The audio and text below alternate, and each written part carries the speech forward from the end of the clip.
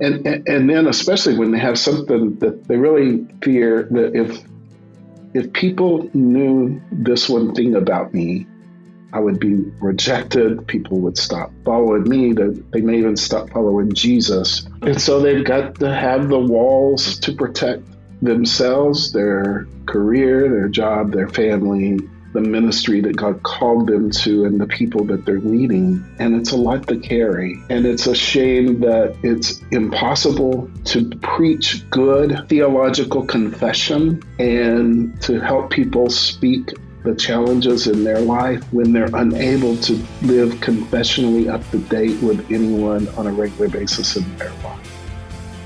Welcome to the Crucible Project podcast. The Crucible Project is a nonprofit organization committed to creating a world of men and women who live with integrity, grace, and courage, helping them to fulfill their God-given purpose. This podcast will discuss important and sometimes difficult topics while delivering practical life applications with men and women who are currently practicing this work. We are igniting Christ-like change in men and women through experiences of radical honesty and grace. Hello and welcome to the Crucible Project podcast. My name is Tim Rush and we're talking about leadership today with Roy Wooten.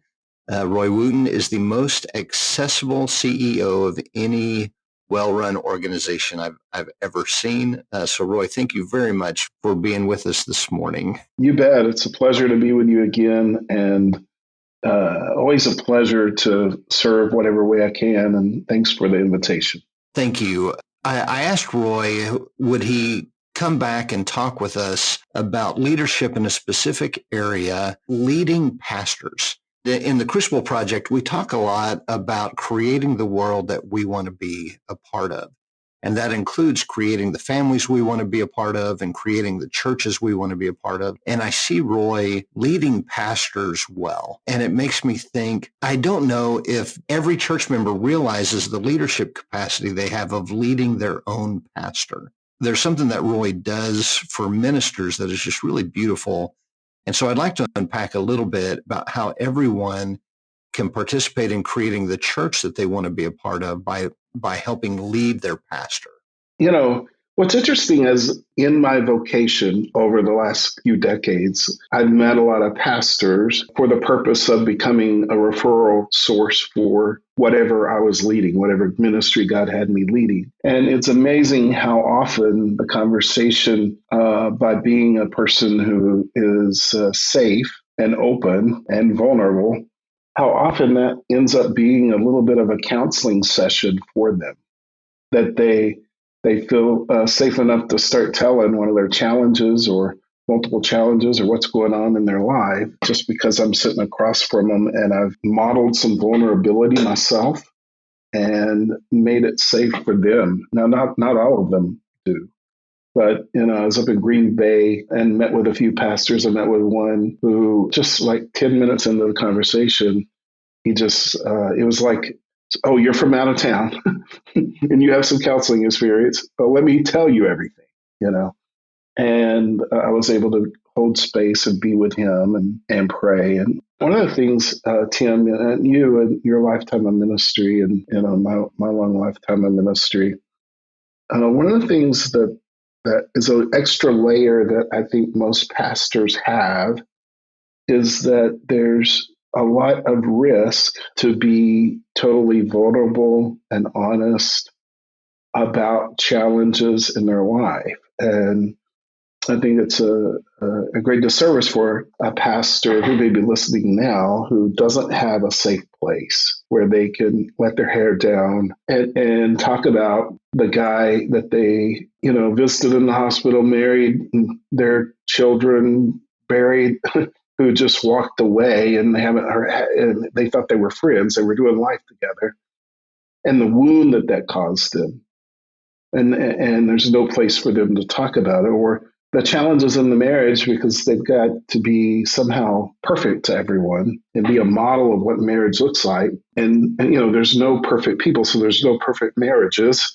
But to be able to say to a deacon, an elder, some leadership, or even sometimes another pastor, "Hey, I'm struggling with this," it just feels so scary for them. And then especially when they have something that they really fear that if people knew this one thing about me, I would be rejected. People would stop following me.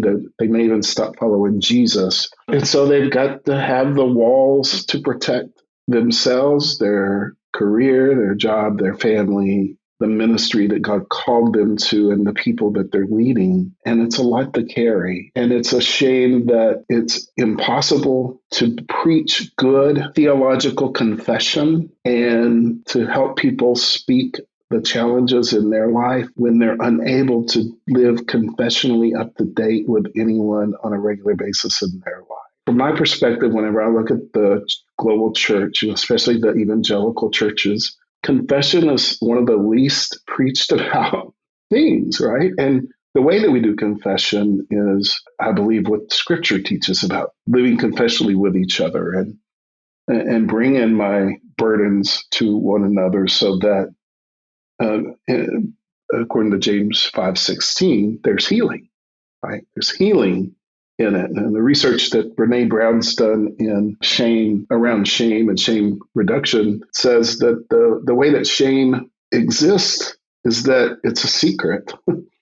And so being able to confess it to someone, whether it's a sin that's been done to us or sin of offense that's been done to us or something that we've done that is listed as sin in the Bible or isn't listed as sin in the Bible, that thing that we're carrying shame about cannot continue to have power over us when we confess it. And I believe that's the healing that James was referring to as he spoke about confess your sins one to another for healing. And that's really interesting to think about when we bring up confession, if our first thoughts go to going forward on Sunday morning. Yeah. And does that bring about lifting shame or more shame? And if our thoughts are it brings more shame, then maybe we ought to consider there's a better way to do this, or there's another way to do this. Absolutely. Yeah, I've seen some and been a part of some really healthy small groups where things got safe enough within the small group for people to live confessionally up to date with each other, weekly. And yeah, sometimes it isn't a formal public thing at church. I think it's mostly being real with each other. I listened to a podcast, a national Christian podcast that's really popular. Christian writer that I really respect was being interviewed, and they asked him, and it kind of seemed like this wasn't what the podcast was about, but they just kind of threw in this question about why is it that every week we read about another church leader who's committed some egregious sin enough to make major headlines, and every week, there's another story. And so they asked this author, why are we seeing that? And his response was, it makes sense if most of these pastors have been pastors from young ages, and from young ages, they have been told to keep a good part of themselves in shadow. And I was really surprised. If you've done a Crucible weekend, then you would know that word would turn light bulbs on. But I was surprised to hear him say that, to use, what's one of our code words, but then unpack that from early ages, pastors are told whatever you don't think is shiny, you need to keep that locked down. You are rewarded for being shiny and good and showing everything the church wants to see. And anything that isn't shiny, that needs to not be out for public consumption. Then, not just out for public consumption. If you're a pastor, everything is public consumption. So every place is a place where you need to keep that locked down. And that may include sinful behavior. Like you cannot show that you struggle with any sort of sin. But it also includes the personality side of you that isn't seen as shiny. We want our pastor to be an extrovert. So if you're an introvert, you better fake it. We want our pastor to be a great evangelist. And so if you struggle with making connections with people, you better show us something different than how you than your actual giftedness. And so the author's The author's message was, it makes sense that if these things have been repressed and denied for decades, it would make sense that they would come out in a headline sort of context. So how can we help our pastors know that they do not have to keep everything in shadow? Like, how can we provide space for them that all of them would be welcome? Yeah, so I mean, at the higher level, I think lay leaders must help pastors have that outlet in their life, whether it's a coach, a counselor, or some other program. Crucible's been that for some, so that things aren't packed away in such a way that, it's kind of like going to the beach and having a couple of beach volleyballs and trying to keep them all under the wave action that's going on in life. And it's just, you're going to lose one occasionally, it's going to pop out. And sometimes it pops out in really dangerous ways. So dangerous for everyone around them, and in big, headline making ways, it popped out. And so having a place where I can talk about the volleyballs that I'm trying to hide, and learning to love and accept all the parts of me, not just the shining ones, not just the parts that people want to see, and to take a look at those thoughts that I have that are leaning towards something that I don't want to do or that I don't want to be like or whatever, to look at where those things might have come from, and are they of God, and really take it out and do some introspection. A sabbatical program that includes something in that, those kinds of things. But as a church member, one of the things that I can do is not want things from my pastor, but build a relationship that is a safe space for that pastor. That means if I'm interacting with him or her, that I am not talking about it to everyone. I'm not telling stories about him. I am giving an opportunity to, should he ever feel comfortable, that it's relational first. And then should he ever come to a place where he wants to take something out for a hike, that you're available for that in a highly confidential way. And it's not something you're going to talk to your spouse about. No pillow talk around those things, and to let him have space. A 60-year-old pastor here recently told me that after his Crucible weekend, that he could not believe how all of a sudden how aware he was of the unintended damage he did to his own children, and it's hurt his relationships with them. Trying to be the best pastor he could be, but things popping out sideways on them over the years. Whatever we can do to quietly, in a private way, come alongside them and in a loving way say, I saw this and I just wanted you to know that I was seeing it. And it's a way of holding up a mirror sometimes so that they can see something that maybe others aren't seeing, without it being accusatory, in a friendly, like, come on, brother. That can also be a way to support them. I have no desire to be my pastor's confidant, but if that's the space where they need the outlet, because I'm living relationally with him or her, I think that's something that I ought to be able to serve. And more importantly, I should be his advocate, not his critic. I should be his champion. I wonder, since you are a trained counselor and therapist, what do you do? You mentioned you go to Green Bay and this guy recognizes, hey, you are somebody that I can talk to. Yeah.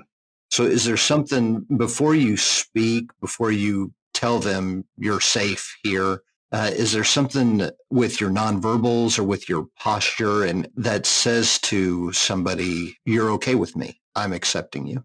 Yeah, I mean, there may be. It's not coming, nothing's coming to mind at the moment. But I think what it is as the conversation starts flowing, dribbling some vulnerability to him sets up an opportunity for him to feel safe and express some vulnerability back. Most relationships I'm in, the person that I'm with talks a lot more than me. I'm a big talker, right? I am an extrovert. I'm an extrovert. I like people, whatever. But whenever I'm sitting one-on-one with someone, I ask them open-ended questions or ask them questions about themselves, and they're talking a lot about themselves. And there's some research that says trust goes up the more that someone listens to me. And feeling heard is one of the biggest gifts we can give any soul in the world, right? That is something that most of us don't feel on a regular basis. So giving undivided attention and letting them know that we're here and hearing them. Oh, I wonder what that was like. And that was me. That would have been, there's some settling in that this guy's getting me in some way. And so I don't have to say, I'm here if you want to talk, because they just go there. Is there any advice that you would give about not giving advice, listening to accept instead of fix? Yeah, I mean, it's so important. I mean, for everyone, and I think especially pastors. I've visited with so many. In fact, I was on the phone with one in a coaching session this morning who they feel from lay leaders some direction, people giving them advice and sometimes control, if I can call it that. So sometimes they feel everyone wants something from them. They're coming to them to get something from them. And it's really challenging for them to be able to see someone who's coming to them and not wanting something. Their guard is already up because you're coming in the room or you've got the appointment or whatever. So not wanting to tell them something that they ought to do differently, or something about the worship last week, or something about, we really need this program at church or whatever, but to just be with and think about the many challenges of key leaders in the church who are in struggle in their life, and they feel comfortable talking only to the pastor, so that pastor is carrying a bunch. We call it secondary trauma in therapy, but where you start carrying the burdens of others as they come to you. And where do you have a place to let your stuff out, not just your personal things, but the things you're carrying for others? You laid to rest a teenager who committed suicide last week. The list of, your community experienced a disaster. Whatever those things are, there's conflict in the church and it's feeling like it's going to split or it's splitting. All of those are like heavy things to carry. And I think most millennials and younger are looking for authenticity from the pulpit, right? Authenticity from the platform. And it is real scary for pastors to do that when they're carrying so much that they're holding confidential, et cetera. So be in a safe space of a relationship in their life. That makes me think that in the church that I'm a part of the leadership, I share the preaching duty with another preacher, and both of us have been through Crucible, and a large portion of our church has attended a Crucible weekend. So we recognize the need for us, my co-preacher and myself, for us to lead with vulnerability and honesty. And I recognize that it's a unique place because of doing Crucible with so many of these men, and now so many of the women have participated. I feel like acceptance runs ahead of me. And that's not to say it's not still risky, but I have a large contingency of brothers that I know see me and accept me for who I am. And when we have young people come into the church, then they will comment on the culture of honesty and vulnerability that's here. But I know that's not, you can't just say, hey, man who's preaching, lead with vulnerability and honesty, because they've got decades of stories that tells them why that's not safe, which leads us to this conversation that you, the listener, have leadership ability with how you pastor your pastor. And when I say vulnerability, as I try to lead my pastor, it's like, I don't always go with the deepest, darkest thing, but some pieces of my life that I can be honest and truthful about and authentic about, that's what begins sometimes the reciprocation of vulnerability. The truth is, if you're a pastor listening, that there is no way to hide everything forever. There is no way. It's not going to work. And it's going to blow up something. And if you're a young pastor, finding a way to have your outlet, some coach, counselor, other pastor, a ministry like ours or some other, is so important for you being able to be in the calling for your whole ministry. The other, I would say, is that if you don't know where to go, maybe you start with a coach, and we have some of those that can help. If you've blown it and it's not public yet, and you know it, but other people don't know it yet, we're a safe place for some healing. And the beginning of a recovery many pastors have taken with us, a journey through the mess to some way to not let that pop anymore. One of my hero leaders made the statement to me one time early on in my Crucible experience. He just said, you are the leader that you've always needed. And I was by that because I look nothing like the leader I've always wanted. But as I step into accepting all of those things about me that I want to hide, repress, or deny, the more I realize, man, there's gold in there.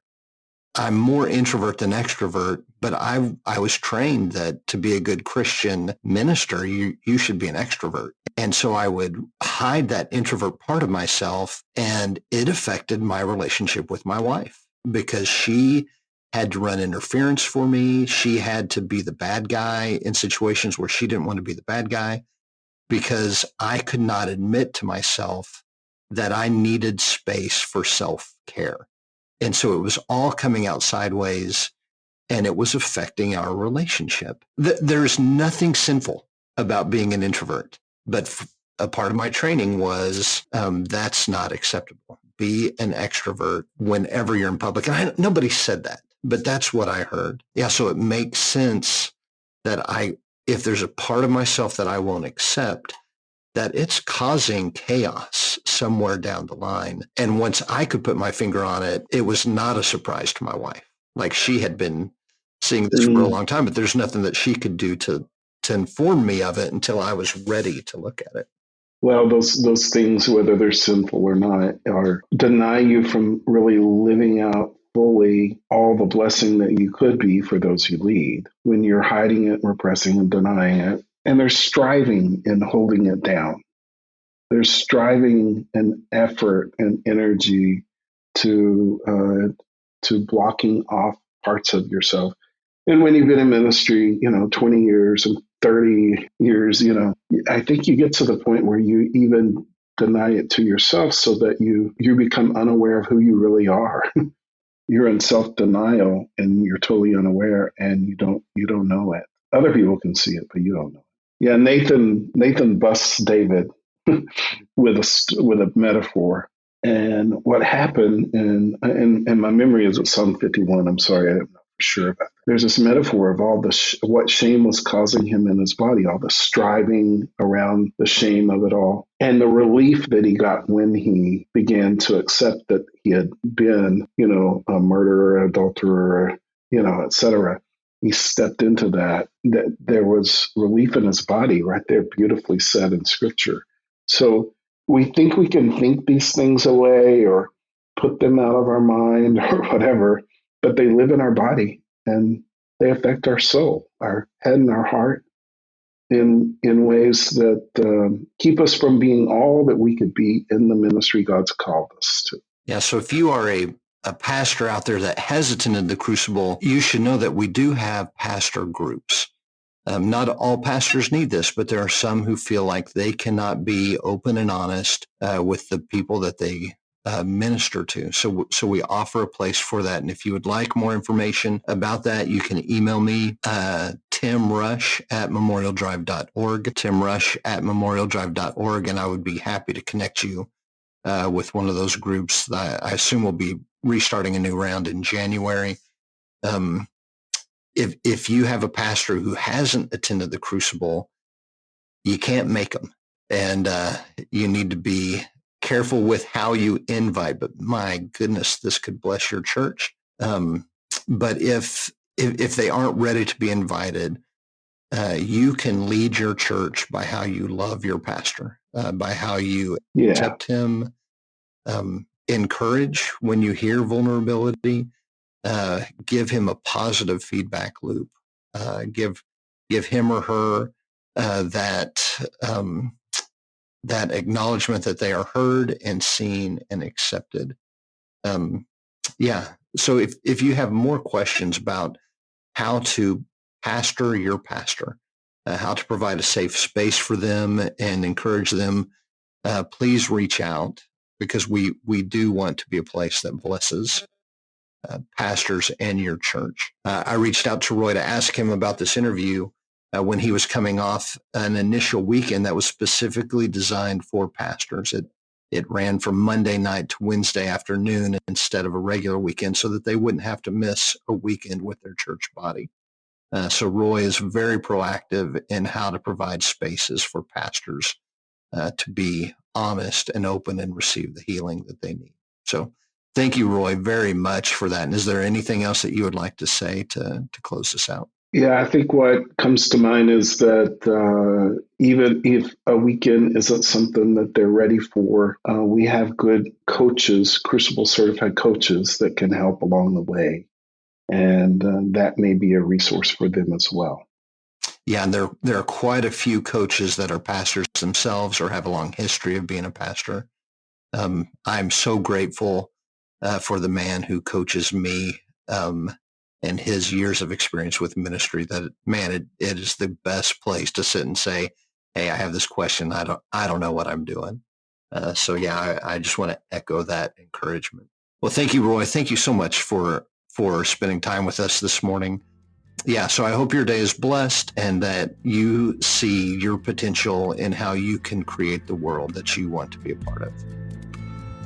For more information about our weekends, please go to thecrucibleproject.org. Or if you're ready to get started on your transformational journey right now, you can connect with one of our Crucible certified coaches for a free 30-minute session at thecrucibleproject.org/coaching. That's thecrucibleproject.org/coaching. If you like what you heard, connect with us on Facebook, Instagram, and Twitter. Rate and review wherever you are listening, and don't forget to subscribe on your preferred podcast platform. Thank you for listening.